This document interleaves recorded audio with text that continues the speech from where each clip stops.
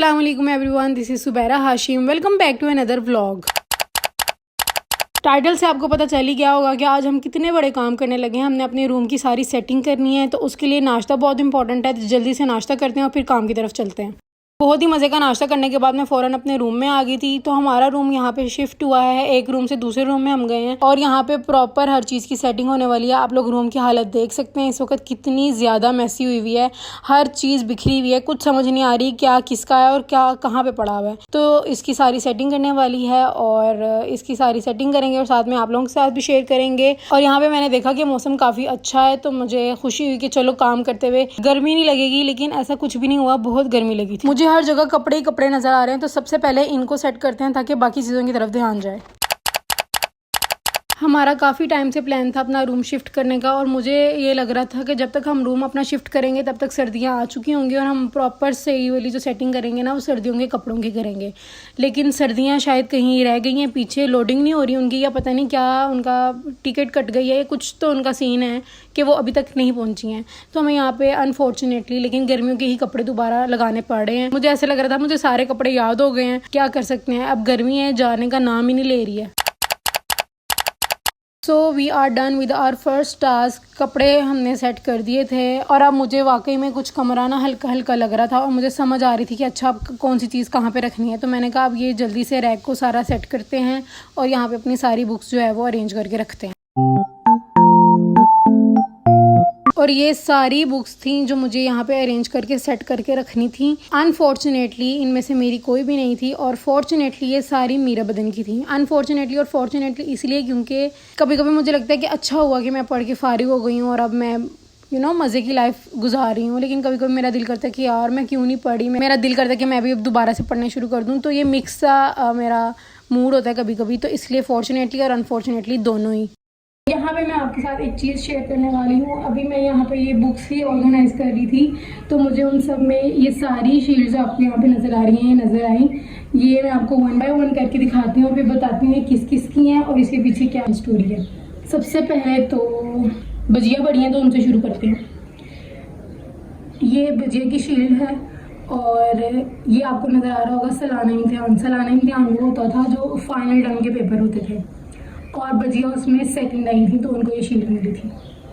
ये सारी जब मैं निकाल के सेट कर रही थी तो मुझे अपनी सारी मेमोरीज दोबारा याद आ रही थी। और जहाँ से हम पढ़े हुए हैं इकरा स्कूल आपको नज़र आ ही रहा होगा, वहाँ का एक रूल था कि जो बच्चे मैट्रिक में 80% से अबव मार्क्स लेते थे उनको ये वाली शील्ड मिलती थी। तो ये आपको नज़र आ रहा होगा कि भजिया के 80% से अबव मार्क्स हैं और उनको ही मिली हुई है। अगर आप में से किसी को नहीं पता तो मैं बता दूँ कि फातिमा, मुक़द्दस और मैं, हम तीनों ने हिफ्ज़ किया हुआ है और ये सारी उसकी बदौलत हमारे पास सारी शील्ड्स हैं। ये हमें स्टेजेस ये हमें मिली हुई हैं।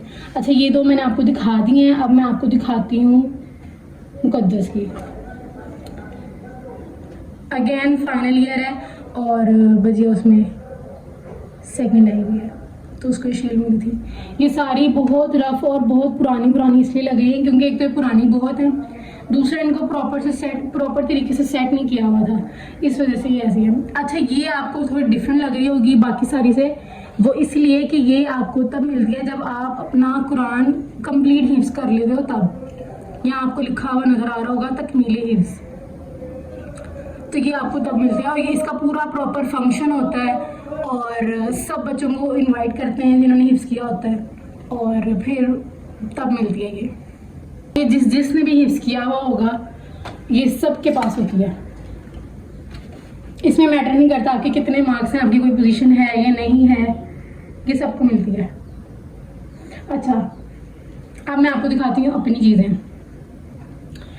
ये मेरी है, ये आपको बहुत बेचारी की हालत ख़राब हो गई हुई है, वो इसलिए क्योंकि बहुत पुरानी है। यहाँ पे आपको तो नहीं पढ़ा जा रहा होगा लेकिन मुझसे पढ़ा जा रहा है, वो ये कि ये कायदा लिखा हुआ है। ये जब मैं कायदे में थी ये तो मुझे तब मिली थी, मतलब ये काफ़ी पुरानी है, मतलब तब मेरा हिफ्ज़ भी नहीं स्टार्ट हुआ था, ये इतनी पुरानी है, कोई 15-16 साल पहले की होगी ये। और इसमें मैं थर्ड आई हूँ और ये मुझे मिली हुई है। उसके बाद एक ये वाली है, इसमें मेरा यहाँ पे अच्छा, ये जैसे जैसे चीज़ें अपग्रेड हो रही थी ना, उनकी शेड्स भी अपग्रेड हो रही थी। आप लोगों ने भजिया उनकी देखी होगी कि उनकी थोड़ी सी डिफरेंट है और मेरी थोड़ी सी डिफरेंट है। वो इसलिए कि मेरा बाद में यूज़ हुआ था और उनका पहले। तो यहाँ पे अगेन सलाना इम्तिहान का फाइनल ईयर था और मैं इसमें फर्स्ट आई थी, तो ये मुझे तब मिली थी। उसके बाद ये अगेन फाइनल ईयर और मैं थर्ड आई थी। इन सबको आज निकाल के मुझे इतनी मेमोरीज याद आई और फिर इतनी खुशी हुई कि चलो कुछ तो अचीव किया ना हमने। अगेन मैंने आपको बताया था कि 80% से अब जिसके मार्क्स होंगे मैट्रिक की डिग्री, उसको मैट्रिक में, तो उसको ये वाली शील्ड मिलती है। लेकिन यहाँ पे मुझे बहुत अफसोस है कि मेरा इतना यूनिक नाम क्यों है। मेरा नाम सुबैरा हाशिम है और यहाँ देखिए मेरा गलत स्पेलिंग लिखे हैं।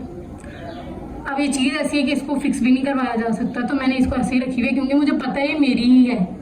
अच्छा, बहुत ही बुरी हालत हुई हुई है निशाने क्या की, वो मैं आपको दिखाती हूँ, अपना और भजिया का। ये पता नहीं क्यों इतनी ज़्यादा इनकी बुरी हालत है। ये भजिया का है, इसके पीछे की जो शील्ड है वो उतर गई हुई है, इसको हम इंशाल्लाह फिक्स करवा लेंगे जल्दी।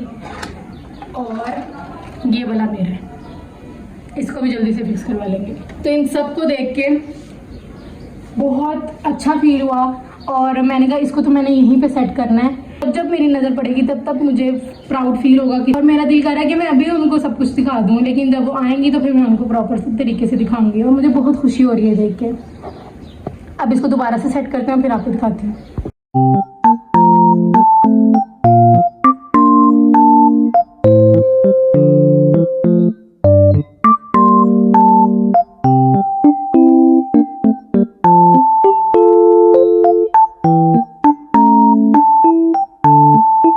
सारी बुक्स को सेट करते करते मुझे एक बहुत ही प्यारी बुक मिली जो कि आपको नज़र आ रहा होगा, जन्नत के पत्ते। मेरा इतना फेवरेट नावल है, लेकिन मैं जब भी इसको दोबारा पढ़ने का सोचती हूँ ना, मुझे सारी स्टोरी दोबारा याद आ जाती है। तो फिर मैं कहती हूँ कि नहीं यार, दोबारा पढ़ के वो वाला मज़ा नहीं रहता। लेकिन अगर आपको कोई अच्छा सा नावल पता है तो प्लीज़ मुझे बताएं, क्योंकि मैं जो नावल पढ़ी थी वो ख़त्म हो गया और अब ऐसे लग रहा है कि इनकम्प्लीट सा कुछ लग रहा है।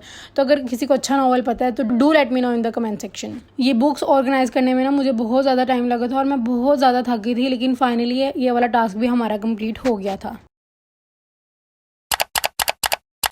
रूम की हालत काफ़ी हद तक बेहतर और मेरी हालत काफ़ी हद तक ख़राब हो चुकी थी, क्योंकि इतना काम करके मैं बहुत थक गई थी और मैंने सुबह का नाश्ता ही किया हुआ था और मुझे भूख भी बहुत ज़्यादा लग गई थी। तो मेरा बस नहीं चल रहा था कि मैं जल्दी जल्दी काम ख़त्म करूं और पता नहीं क्यों मैं ये सोच के आई थी कि मैंने एक ही दिन लगाना और सारा रूम एक ही दिन में मैंने सेट कर लेना है।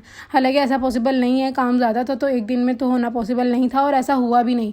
आहिस्ता आहिस्ता करके हम चीज़ें ऑर्गेनाइज़ कर रहे थे और काफ़ी हद तक चीज़ें हो भी गई थी और मैंने मेकअप और ज्वेलरी भी ऑर्गेनाइज़ कर ली थी, लेकिन मैंने उसकी वीडियो रिकॉर्ड नहीं की। यहाँ पे बस मैं अपने बैग्स और स्ट्रेटनर वगैरह अरेंज करके रख रही हूँ और आई गेस ये मेरा लास्ट टास्क होगा, क्योंकि इसके बाद मेरी बैंड बज गई थी।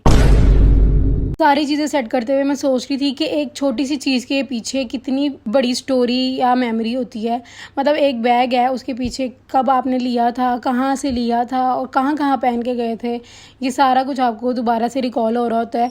तो ये बड़ी अच्छी चीज़ लगती है मुझे, जब हम अपनी चीज़ें निकाल के देखते हैं तो हम इन सारी चीज़ों को दोबारा मेमोराइज़ करते हैं। हमारा रूम काफ़ी हद तक सेट हो गया है, लेकिन अगर आपको मेरा फुल रूम का टूर चाहिए और सारी दोबारा से सेटिंग हमने किस तरह से की, क्या क्या चीज़ें कहाँ रखी हैं, अगर ये आप सबको चाहिए तो डू लेट मी नो, मैं इसका डिटेल टूर ज़रूर शेयर करूँगी। भूख इतनी ज़्यादा लग रही थी कि दिल कर रहा था कुछ अच्छा सा और क्विक सा खा लें ताकि जल्दी से पेट पूजा हो जाए हमारी। तो रैप्स बनाने के लिए जो सारी चीज़ें हैं ना वो जल्दी जल्दी रेडी हो जाती हैं, तो मैंने कहा यही बना लेते हैं। तो यहाँ पे मैंने नगेट्स फ्राई कर रही हूँ। वैसे इसमें चिकन भी ऐड किया जा सकता है, लेकिन वो अवेलेबल नहीं था तो हमने नगेट्स ही ऐड कर लिए। साथ में थोड़ी सी वेजिस थी, उनमें थोड़े से स्पाइसेस डाल के उनको रेडी कर लिया था और बस इस तरह से हमने सारा रैप जो है वो अपना रेडी कर लिया था और ये बहुत मज़े का था, जल्दी बन गया था और मज़े का भी था। आज का दिन बहुत ही टायरिंग लेकिन बहुत ही प्रोडक्टिव था। सारा दिन ही काम करते करते गुजर गया, लेकिन ये है कि जो काम करने थे वो हो गए, शुक्र अल्लाह का। थोड़ा बहुत ही हमारा रूम रह गया, इंशाल्लाह 1-2 दिन में वो भी सारा सेट हो जाएगा, फिर आपसे वो भी शेयर करूँगी।